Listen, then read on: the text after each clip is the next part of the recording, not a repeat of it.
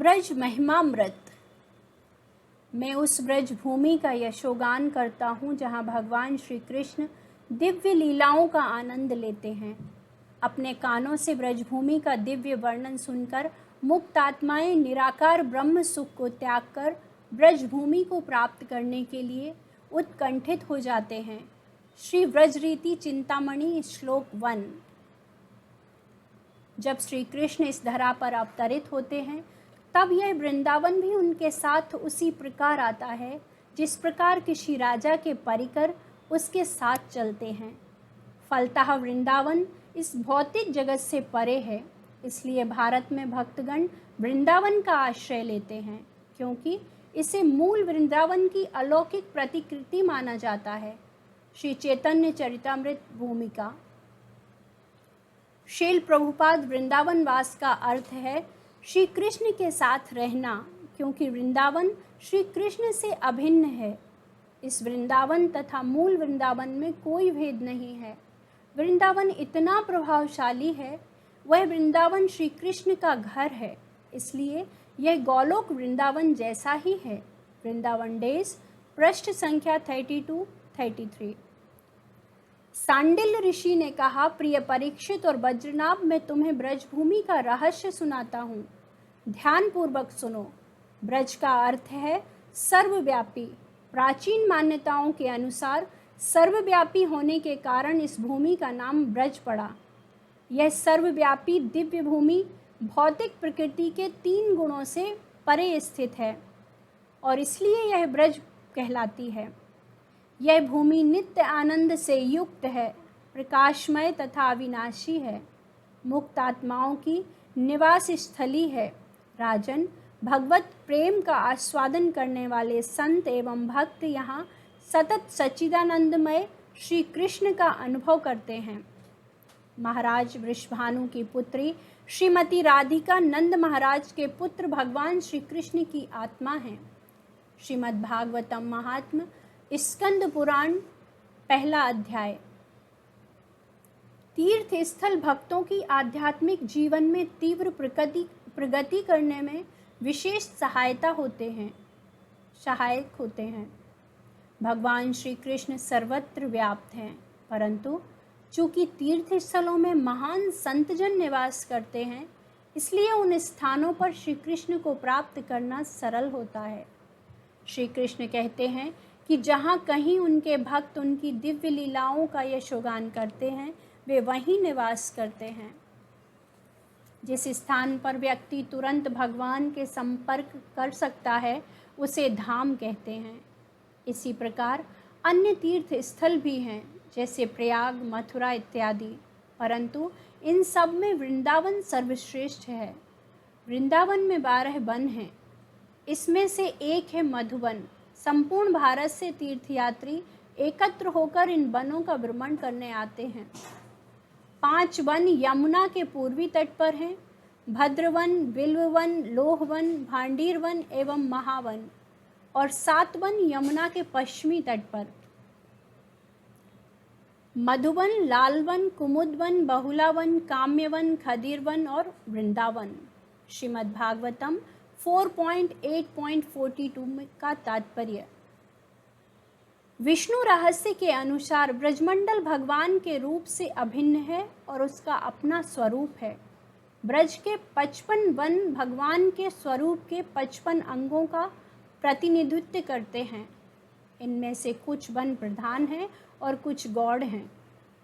मथुरा हृदय है, मधुवन नाभि है, कुमुदवन और तालवन 2 वक्ष स्थल हैं, वृंदावन एवं मयूरवन ललाट है, बहुलावन एवं महावन बाहु हैं, भांडीरवन एवं कोकिलावन हाथ हैं, खदिरवन एवं भद्रकवन कंधे हैं, छत्रवन एवं लोहजंगवन 2 कमल नेत्र हैं, विल्ववन एवं भद्रवन कान हैं, काम्यवन ठोड़ी है, त्रिवेणी तथा सखी कूप होंठ है, विहल एवं अन्य इनके दांत हैं, सुरभिवन जीव है, मानेन गीतावन नासिका है, शेषशाही एवं परमानंदवन नासिका छिद्र हैं, करेल एवं कामाई नितंब हैं, कर्णवन शिस्न है, कृष्ण क्षिपनक गुदा है, नंदनवन शिर हैं और इंद्रवन पीठ है। दाएं हाथ की 5 उंगलियां शिक्षावन, चंद्रावन, लोहवन, नंदग्राम एवं श्रीकुंड हैं। बाएं हाथ की 5 उंगलियां हैं गर्भस्थान, ललिताग्राम, वर्षाना, गोकुल एवं बलदेव। गोवर्धन, जावट, षटकेतवन, नारदवन एवं मधुवन बाएं चरण की उंगलियां, और मृदवन, जहुवन, मेकावन, काजलीवन एवं नंदकूपवन दाएं पैर की उंगलियां। ब्रज भक्ति विलास पहला अध्याय। वृंदावन के वृक्ष वल्लियां विविध प्रकार के अद्भुत दिव्य वैभवशाली फल एवं फलों से लदे हैं। चारों ओर अलौकिक मोरों, कोयलों, तोतों तथा अन्य पक्षियों का आनंद भरा कलरव सुनाई पड़ता है। वहाँ की भूमि दिव्य सरोवरों, झरनों, पहाड़ियों, खिले फूलों के कुंजों तथा रत्न जड़ित सुनहरी धरती से सुसज्जित है। इन सब ने मेरा मन मोह लिया है। श्री वृंदावन महिमामृत, दूसरा शतक, दूसरा पद। आज भी भगवान श्री कृष्ण यहाँ अपने बड़े भाई तथा अन्य प्रिय मित्रों के संग गायें चराने आते हैं और अपनी दिव्य लीलाओं के मधुर अमृत का रसास्वादन करते हैं। इस स्थान के दिव्य अमृत को समझने वाले व्यक्ति के हृदय में अद्भुत मधुरता प्रकट होती है। मैं ब्रज का आश्रय लेता हूँ, जो मथुरा से भी अधिक प्रिय नगरी है। श्री ब्रज विलास स्तव, श्लोक संख्या 6।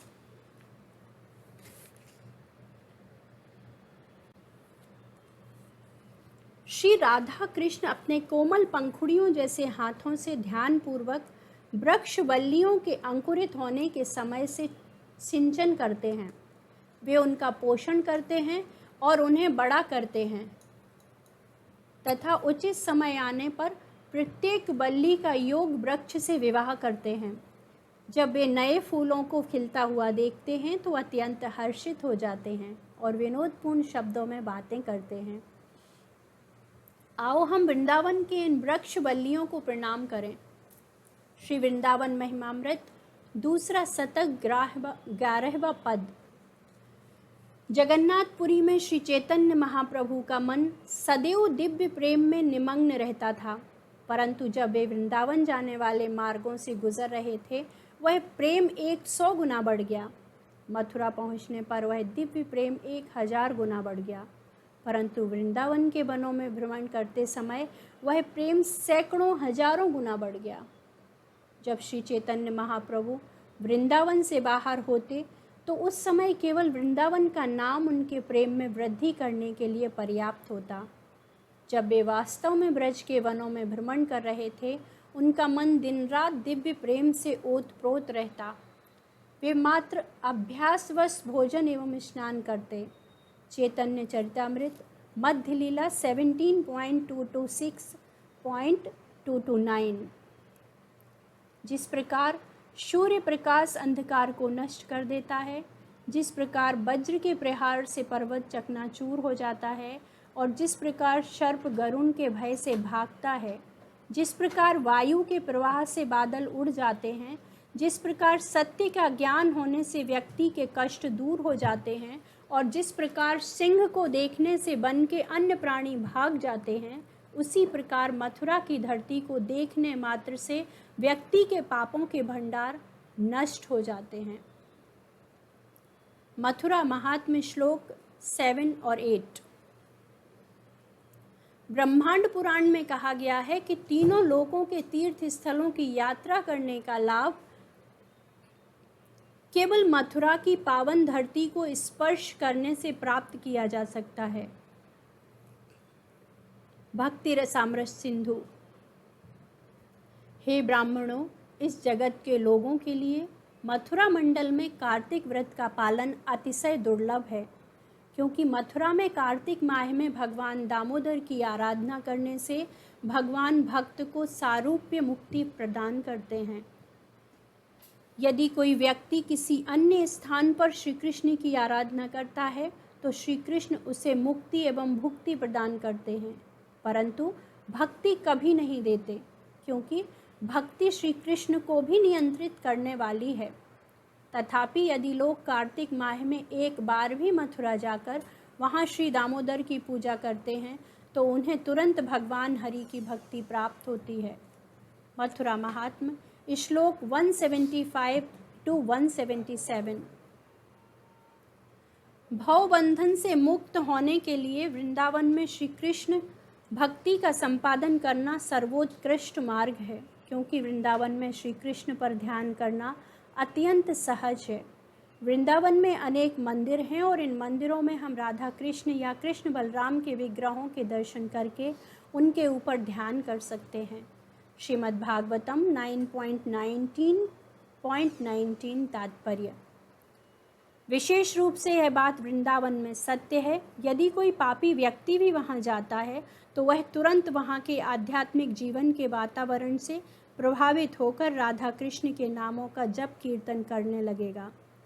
हमने स्वयं यह देखा एवं प्रत्यक्ष अनुभव किया है। श्रीमद् भागवतम 3.20.4। भगवान श्री कृष्ण के भक्तों में आज भी इन सब स्थानों की परिक्रमा करने की परिपाटी है और मथुरा एवं वृंदावन आने वाले लोग दिव्य आनंद का अनुभव करते हैं।